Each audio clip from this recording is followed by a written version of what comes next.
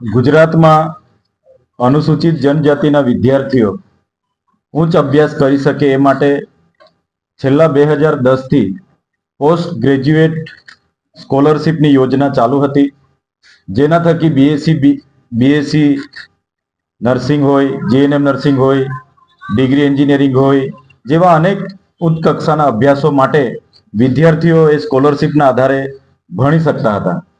પણ આ ગુજરાતની ભાજપની સરકારે આદિવાસી વિરુદ્ધની એમની માનસિકતા એમણે છતી કરી છે. 28/10/2024 રોજ એમના આદિજાતિ વિકાસ વિભાગે એક પરિપત્ર પાડીને આ સ્કોલરશિપની યોજનાઓ બંધ કરવામાં આવી છે.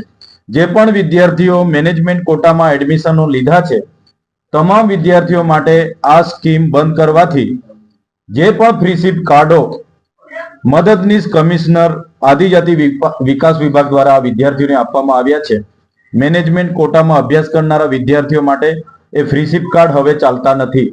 સાથે જે સ્વનિર્ભર કોલેજો હતી, જેમણે મેનેજમેન્ટ કોટામાં વિદ્યાર્થીઓને એડમિશનો આપ્યા હતા, એ કોલેજો હવે આ આદિજાતિ વિદ્યાર્થીઓ પર પ્રેશર લાવી રહી છે કે તમે કાં તો રોકડા ફી ભરો, કાં તો તમે તમારું એડમિશન કેન્સલ કરાવો, અને ડોક્યુમેન્ટ પણ રિટર્ન કરી રહી છે.